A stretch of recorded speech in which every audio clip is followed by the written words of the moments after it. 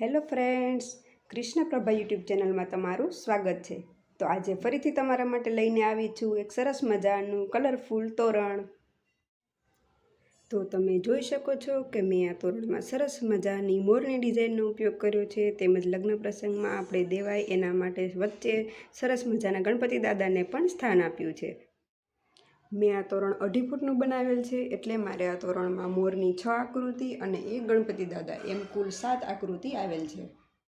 અને તોરણની નીચે આવા સરસ મજાના પગથિયા ઉતારેલ છે। આ એ તોરણના ટોડલિયા છે।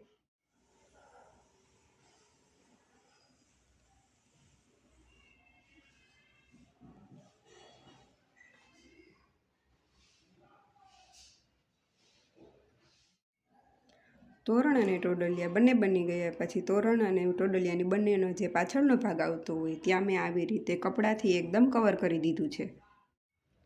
અને પાછળની સાઈડ કવર કર્યા પછી તોરણ અને ટોડલિયા બંનેને જ્યાં આપણે દિવાલમાં લગાવવાનું હોય એની સાઇઝ પ્રમાણે આવી રીતે કડી ટાંકી લીધી છે। તો એકદમ સરસ, પહેલી જ નજરમાં જોતાં જ ગમી જાય એવું સરસ મજાનું કલરફુલ તોરણ મેં બનાવ્યું છે।